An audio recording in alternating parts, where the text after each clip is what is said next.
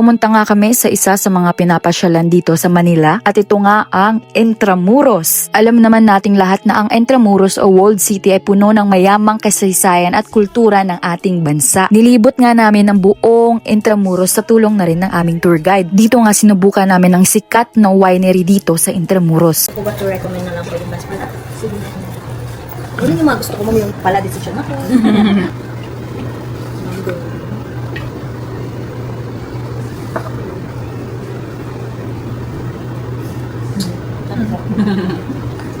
May kubita. Oh my God. So kayo na humusga kung masarap ba based sa facial expressions ko. We're done. So, naka 6 shots ako ng alcoholic drinks. And medyo nahihilo ako. Katapos namin sa winery, tinur na kami agad ni Kuya. Ito po may nakalagay po dyan sa kulay itim na yan ng mga kapo. Ah, Sila po yung mga inosenteng tao na doon ma'am sa kaliwa may hawak na bata. Oo. Biktima po siya ng panggagahasa bago siya pinatay. Kaya nasa wild po naman, lahat po yan po nasa cellphone ng Japanese bago matapos ang gera. So, baka mag-gawin Time kayo ulit capsule. pagdating ng 2045, ma-witness niyo po yung pagbukas nito. 2045 pa pwede ma-open. Opo. Kasi ibig sabihin po ma'am, 2045, 1945, 100 years. So bubuksan po nila yan. So kami mga tugang, wala po kaming idea kung anong gagawin. Kung nilipat po nila yung abo, o bibindisyon na po nila. O sakali na niya pa po yung mga abo. To be open 1945. Pagkatapos na nga namin doon, pupunta daw kami sa St. Agustin Church, ang pinaka-oldest church sa buong Pilipinas. So kung mapapansin niyo, may lakas niya. Siya may gawa po ito, Chinese. Sabi. Pero engineer architect at designer ay mga Castilla. So hinihingaan niya po ng mga Kastila na maging Katoliko ang Pero ito kuya, hindi to replica. hindi natin yan ang original. Original pa rin? Apo, magmula po pinto, original plaza. So ito hindi. Grabe. Original din ma'am. Wala po replica dyan. At yung kanyang As scene, in? yan po ay painting. Original painting po yan, ang talagang Italiano. Ang tawag po sa bilog na yan, Hole in the Eye. Hole in the Eye. Na engganyo. So, ang nagtinda po yan ay mga Italiano. Italiano. Dalawang Italiano. Grabe. So, dito po nakalagay yung founder ng Manila na sinigyan ng Estili Casti. Natapos niya po yung Manila, Pinsan Juan. Pagdating po ng June 19, Pinsan din po yung Akito. Nita ko siya sa flip. Ito kuya, mga nilibing to? 1888. Yan yung style ng Grabe. yung baso nila mag-ano. Better say. So hanggang dito lang kuya yung may mga nilibing or lahat? Huh? Pati yung mga pagkakataon. Nung araw kasi ma'am, pag milyonaryo ka, marami kang lupa, gusto mong may libing sa simbahan ng Katoliko, mag-donate ka lang po ng lupa o ng properties, pwede ka na pong mag-request na. Katulad po ni Don Antonio de Ayala. Yung may-ari ng Ayala. Ah, siya? May... Tapos yung kanyang mga kamag-anak. So, Ben. Anong ibig sabihin na ano kuya? Dom-dom, D-O-M. Deyo Optimum Matino. Ah. Deyo Optimum Matino. Bakit yung iba kuya rip lang tapos ito? Mga nakit mo mga Spanish. Ah, Espanyol. So ako, kalimutan ko namin yung pipili. Pwede siya lang Tangi na kita na. nag-iisa. Hindi na makita yung pangalan. Anong kanakuhan ma'am? D-O-M, Dirty Old News. Sa mga oras na to, pumunta kami sa isa sa sikat na mga museum dito sa Intramuros. Sunod yung dito ma'am, yung unang General Luna. General Luna. Hindi kaya ano, hindi kaya Grabe. unang General. Ito kuya, hindi na to replica. Replica po yung iba niya ma'am. Ah, Kasama po yung... pero ang ayon po, replica na po Oh, yan. replica na po yun. So yan po yung dating taranan ng mga Ng mga ano. ang makikita po ngayon sa taas ma'am, yung mga lumang gamit nila. Mga kama, mga parador, mga sopa. Yan po ma'am, for the first time dyan ko nakita yung inidoro, dalawa, katabi. Walang divider. So pwede Hindi ko na kayo naisama sa loob ng museum kasi bawal ang mag-take ng videos. Ito nga ang ilan sa mga pictures na na-capture namin sa loob ng museum.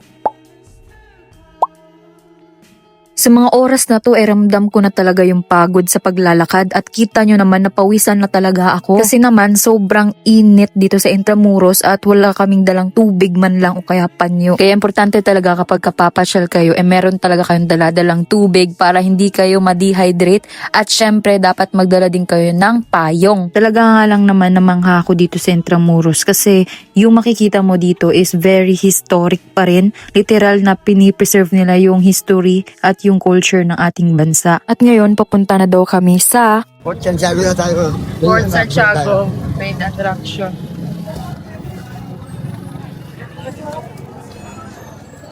Ma'am, original Ferrari.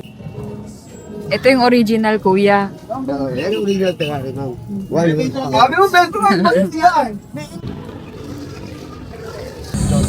Ito na yung Fort Santiago, guys. Construction.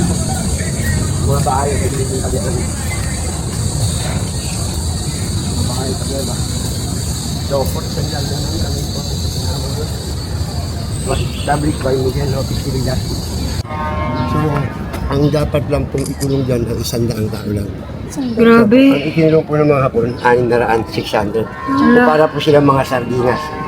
So, hindi sila mga kilos na maalas. 100. Pala yung sa loob na. Maliit lang yan, ma'am. Maliit lang. Maliit lang loob niya. Kaya nga po, yung 600, ma'am, para sila mga sardinas. Pwede na. Tapos dapat, Diyan po sila pinahihirapan ng mga Hapon. Mga nakakadain, ha. Pali mga nakakadain, ha. Kung bukas yan, ma'am, makikita niyo po yung aqua yung kung paano pinahihirapan yung mga Hapon. pero ngayon, bawal. Sa pumagawa ng high-tide. Ah, Pati yung minasakir po ng mga Hapon, kanyan po yung aqua.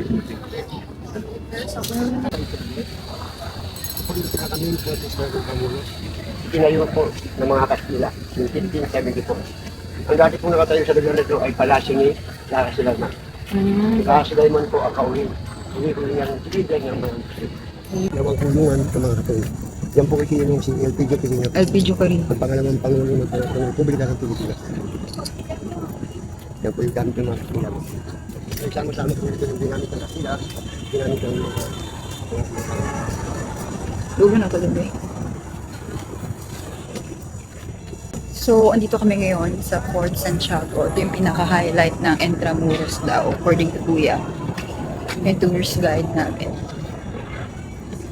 So, ayan. Ito ang tinatawag na Ruins of the American Barracks. Ayan. Bawal tayong pumasok eh. Ayan.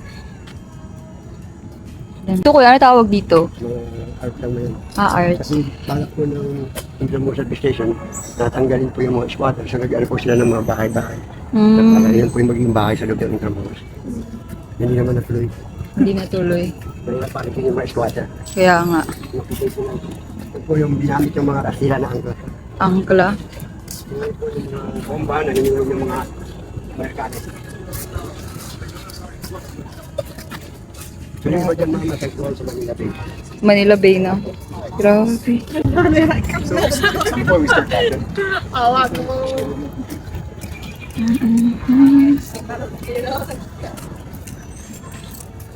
Diyan po ba ano si Rizal? Kinulong? Oh.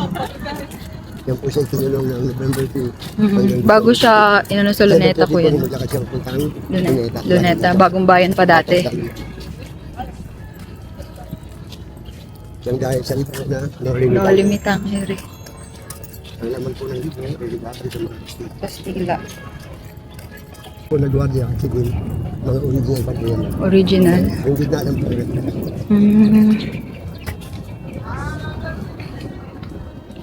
Fort Santiago.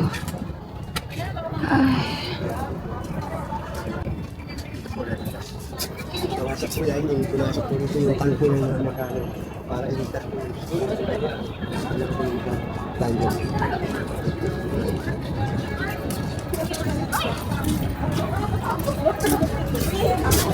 Pero ito ma'am, Yan. so ginamit po nila dito yung baso ng bobe. Tapos puto ng itlog. Yung pinakaputi lang ma'am. Tapos nalagyan ng buhangin. Kung ano kasi wala pa po semento. So po, Puting itlog kuya. malagkit po yung puti ng itlog. Mga ilang itlog kaya? Hindi na. Original pa rin. Yan, yung mga beef barak sa inyo. Eh, Walang binago, kuya. Meron din po. Hindi lang. Kaunti lang. Ay, dito. So, ayan. Po dyan, ma'am, ang mga kabataan ng pag-asa ng bayan. Bayan. Mga kabataan. Wala. So, inuulan na kami, guys. Inuulan na kami. Sa baba. At ayun na nga, natapos na ang ating Intramuros vlog tour for today's video. Sa mga hindi pa nakakapag-subscribe sa ating YouTube channel, mag-subscribe na kayo para maging mas updated pa kayo sa ating future travel vlogs. Kaya until the next upload, ciao!